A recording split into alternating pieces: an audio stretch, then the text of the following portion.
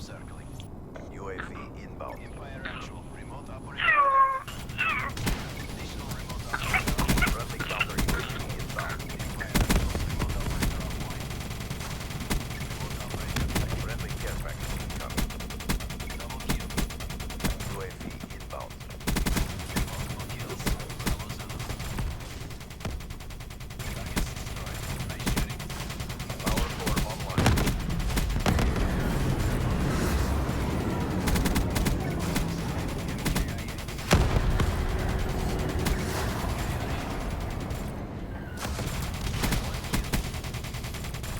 Securing Charlie. Hostiles have destroyed your mothership. I don't know if we got killed then. I just had to go check on the lane and see it. Hey, it's Rob here. I haven't posted for about 4 days. I took a little break to spend some time with a girlfriend this weekend. It's because with her job and my job, there's not many crossovers where we get extensive time together, and generally the weekend is our time together. So apologies, as I've been trying to maintain a schedule of having a Black Ops 3 post every other day. Had to skip a day, as I said, I was with the missus, so it was good for a good cause, but didn't really get time to sit down and make a post that I would like. I'm sure I could have probably gotten a video out, but I kind of want to maintain a certain quality, certainly from now on, as I'm taking my channel quite seriously now.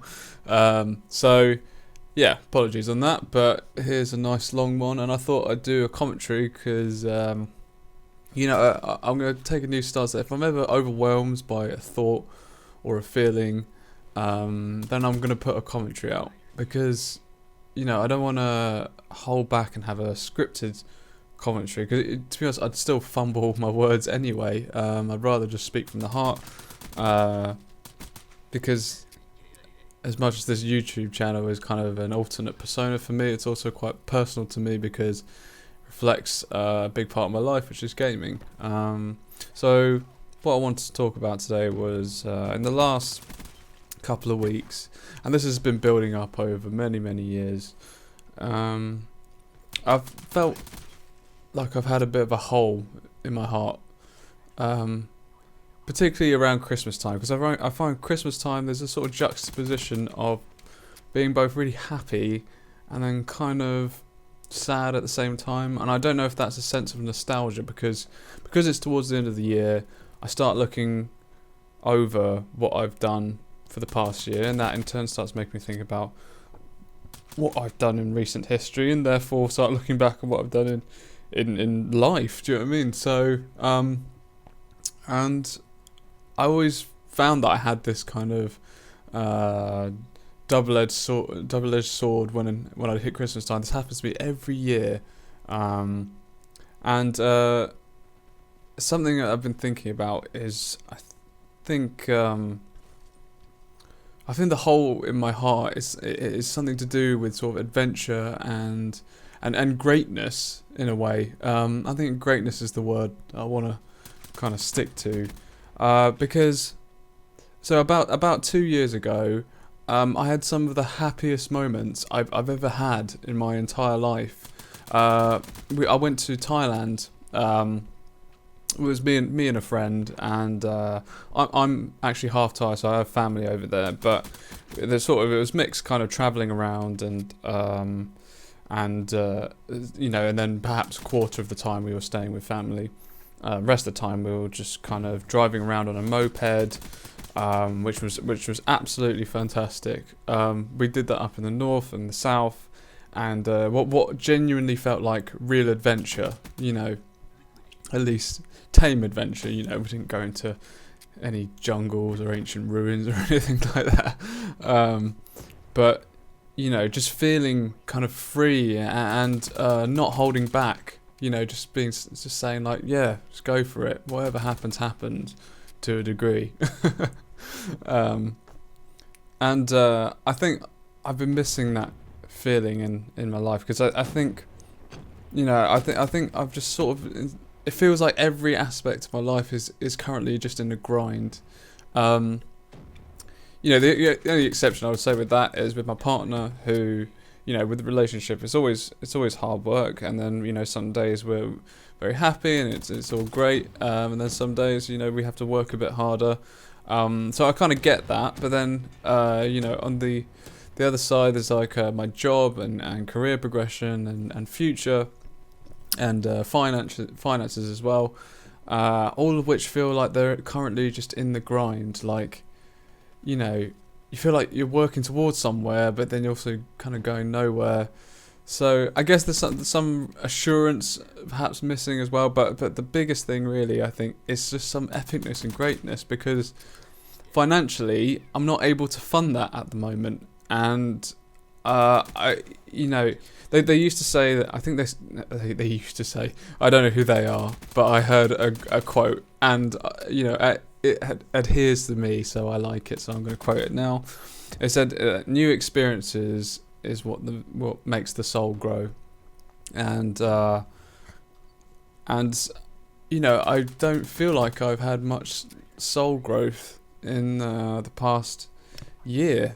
My job financially, I'm struggling, because it's sort of a stepping stone job, so to speak. You know, it's very technical, it's a lot of hard work, but it's still kind of a step towards where I want to be, and you know, I think that's made that quite tough, because I've moved into a new place, and that's, you know, I'm really happy that I've got my own space, and that my partner and I are happy with that, with, you know, our own shared space. Again, that's great, but because of the kind of financial struggle of maintaining our place, along with, you know, my job and trying to do all this extra stuff outside of work, like my YouTube channel or editing or animation, along with my degree, it's kind of making it tough, because it just means that I'm not really getting any new experiences. And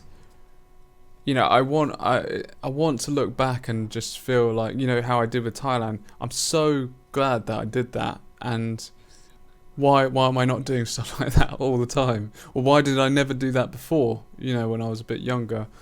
And I'm looking for adventure and something genuinely, you know, epic and great. I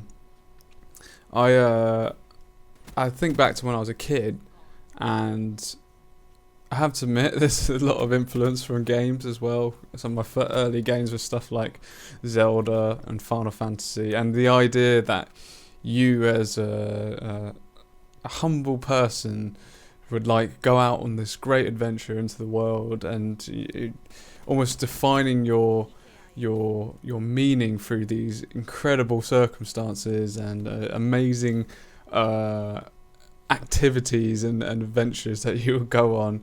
And I kind of imagine myself in the future being like that.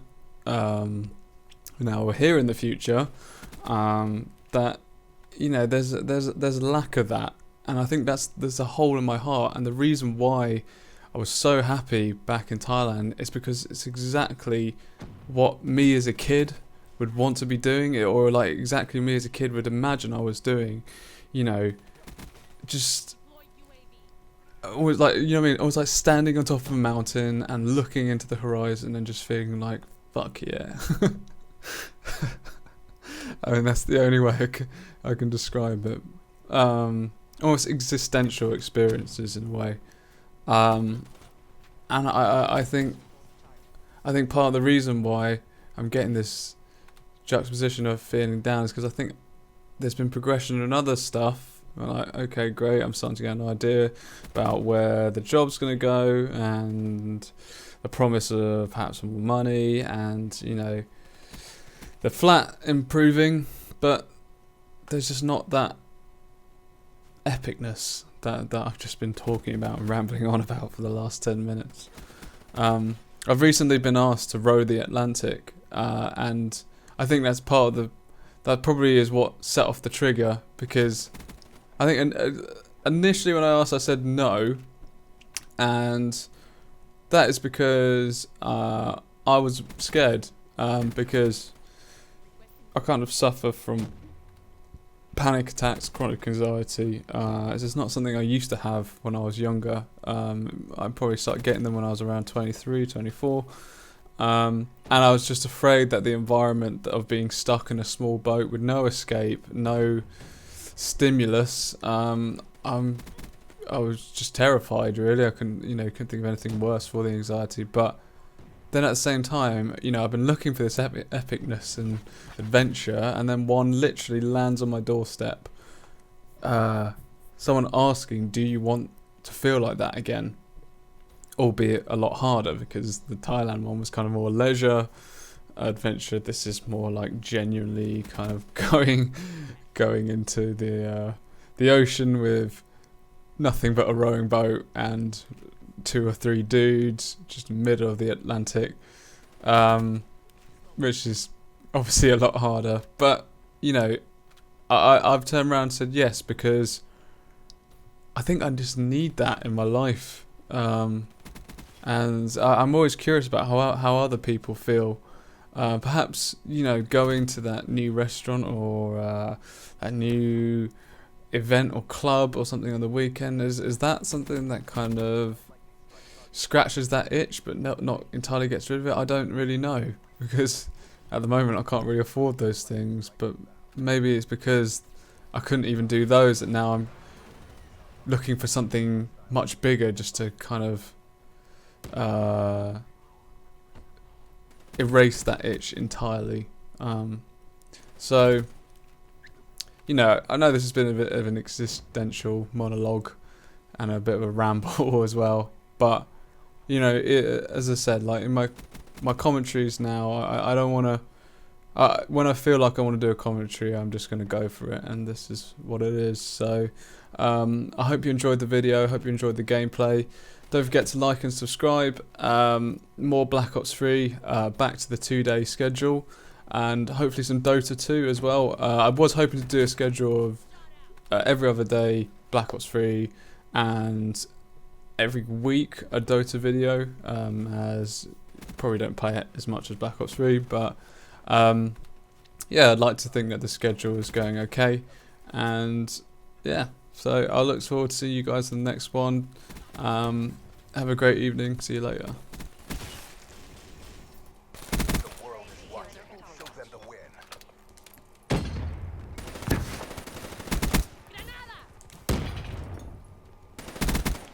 Shot out. Establish perimeter at 10,000 feet ATL.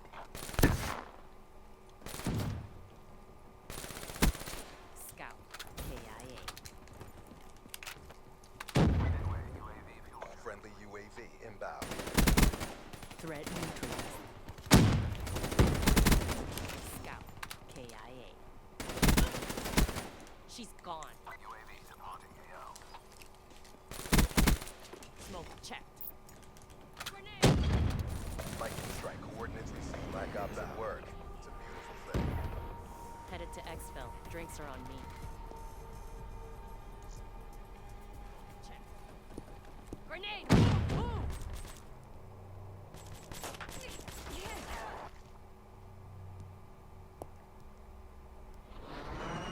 One shot, one kill. Won't even hear it coming.